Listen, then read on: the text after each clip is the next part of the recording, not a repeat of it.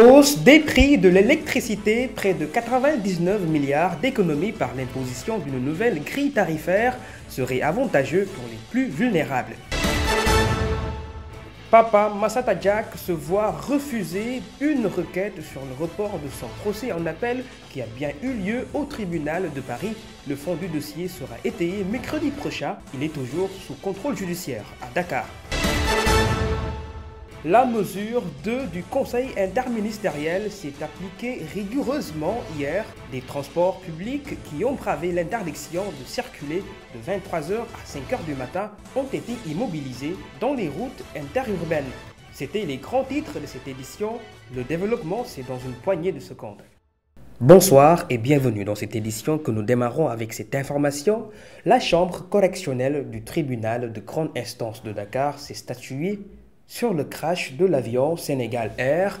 L'affaire n'a pas été retenue pour être jugée en audience spéciale.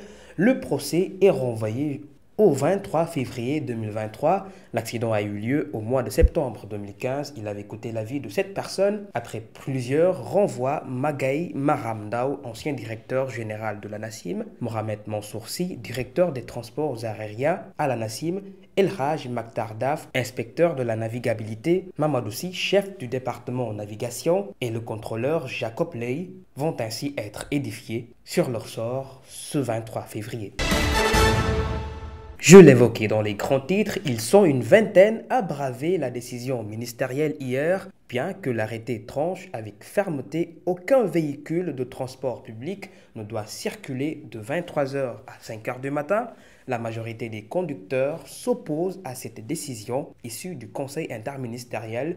Ibrahim Monsali pour plus de détails. L'arrêté fixant horaire de circulation interurbaine des véhicules de transport public de personnes est entré en vigueur hier et s'impose déjà aux conducteurs. La première n'était pas gracieuse pour ceux qui ont violé l'arrêté qui a un caractère impersonnel. De 23h à 5h du matin, des centaines de véhicules ont été mobilisés par les hommes en bleu dans la région de Tambacounda. À Koumpentoum, ce sont des dizaines de bus longent la route nationale et devant la gendarmerie. Un conseil interministériel du dimanche passé, le ministère en charge des transports terrestres avait été également invité de prendre un arrêté conformément à mesure d'interdire dans les 72 heures toute transformation de véhicules destinés au transport de marchandises en véhicules de transport de passagers.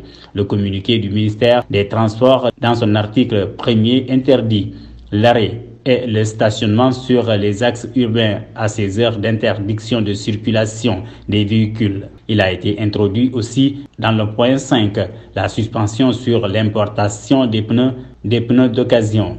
Ces décisions du gouvernement renforcent la sécurité routière pour le territoire. L'accident de Kaffrine fait un bilan de 41 morts et une centaine de blessés. Restons toujours dans cette actualité, le Conseil national du laïcat s'associe à l'élan de solidarité de la semaine d'hommage aux victimes de l'accident tragique sur la route de Kaffrine dimanche passé, dans un message de condoléances conjointement adressé aussi par Monseigneur Martin Boukartine, évêque de Kaolack, chargé de l'apostolat des laïcs. Les fidèles chrétiens sont invités ce vendredi à jeûner, prier et demander des messes à l'honneur de tous les défunts pour la paix. Le CNL appelle à la responsabilité de l'État de poursuivre les efforts garantissant la sécurité routière. La hausse des prix de l'électricité évoquée dans les grands titres est la conséquence d'un réajustement de la Sénélec avec des retombées considérables. Le surplus économique de près de 99 milliards de francs CFA est justifié par ce bénéfice de la tranche la plus vulnérable qui concerne le plus fort taux de consommation. Récit Ibrahim Monsali. Le réajustement tarifaire pour appuyer les plus nécessiteux expliquerait l'évidente hausse du prix de l'électricité. Une subvention à la consommation de l'État sénégalais qui était uniforme sera redéfinie par un gain économique de 99,7 milliards de francs CFA, un chiffre exorbitant mais sans dommages sociaux, assure le directeur général de la Société nationale de l'électricité, Papa Demba Bitèye, car 61%, soit 1 159 146 clients, représentent les plus vulnérables. Il faut ajouter, plus on consomme, moins on va bénéficier de la subvention de l'État et aléatoirement est une étude en cours. La vision pour la Sénélec sera d'appliquer un tarif social et un tarif normal. Le directeur a rappelé que la société dirige deux catégories dans la clientèle, des clients domestiques avec une basse tension et les clients professionnels qui correspondent les industriels dont la majorité est abonnée à la basse et à la moyenne tension et une minorité à la haute tension. Absent lors de la première instance en 2020, ce procès en appel de ce vendredi de Pape Massata Diack, ancien directeur chargé du marketing de la Fédération internationale d'athlétisme, est fait à nouveau sans lui. Il était poursuivi pour avoir orchestré un système de corruption des sportifs russes soupçonnés de dopage aux JO de Londres et aux mondiaux d'athlétisme à Moscou. Le fond du dossier sera abordé mercredi prochain. Basile Mané. Le procès en appel de Pape Massata Diack, fils de l'ex-patron de l'athlétisme mondial, Lamine Diack, s'est ouvert ce vendredi à Paris en son absence. Un seul prévenu étant dans le box pour ce scandale de corruption visant à cacher des cas de dopage en Russie en 2011 qui avaient ébranlé le monde du sport. Chargé du marketing de la Fédération internationale d'athlétisme, il avait été condamné à 5 ans de prison ferme et 1 million d'euros d'amende en septembre 2020. En son absence, il avait été reconnu coupable d'avoir orchestré avec son père un système de corruption qui avait permis à des sportifs russes soupçonnés de dopage de participer aux Jeux olympiques de Londres en 2012 et aux mondiaux d'athlétisme à Moscou en 2013. Il avait aussi été condamné pour avoir détourné environ 15 millions d'euros grâce à des commissions sur des contrats de parrainage et de droits de téléviser. Le consultant qui réside à Dakar nie les faits et souhaite s'expliquer devant le tribunal, a assuré ce vendredi l'un de ses avocats qui avait demandé le renvoi du procès pour organiser une visioconférence. Selon lui, Pape Massata Diack, 57 ans, est placé sous contrôle judiciaire au Sénégal et ne peut pas quitter le pays. Sa requête a été rejetée par le tribunal. Habib Cissé, qui conseille Lamine Diack dans le domaine du droit des affaires, était le seul prévenu présent ce vendredi. L'avocat de 52 ans demande l'annulation de sa condamnation à 3 ans de prison, dont 2 avec sursis.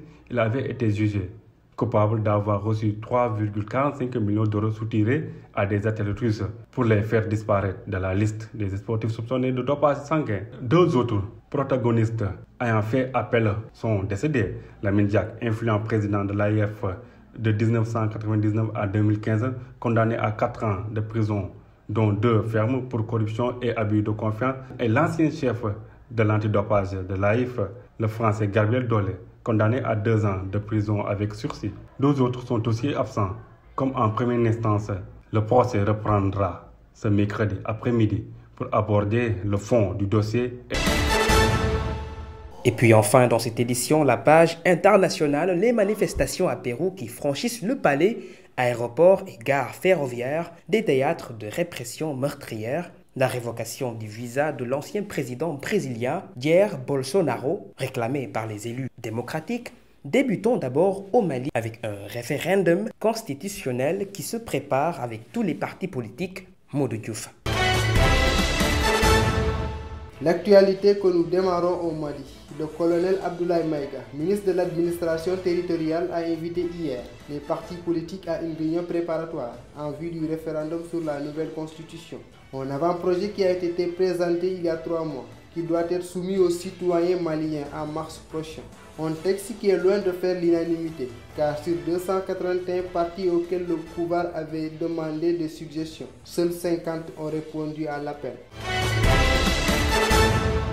Aux États-Unis à présent, les élus locaux ont appelé à ce que le président Joe Biden révoque le visa de l'ex-président brésilien Bolsonaro, qui se trouve en Floride, refusant que les États-Unis abritent l'ancien président de l'extrême droite. Ces élus américains estiment que leur seul ne doit pas se servir de réfugié à l'ex-président brésilien.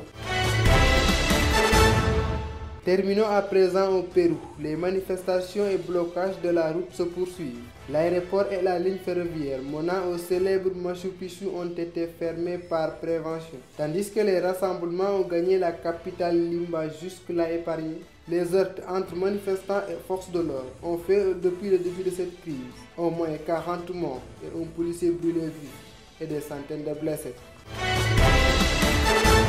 Mesdames et messieurs, c'est la fin de cette édition. Merci infiniment de l'avoir suivi.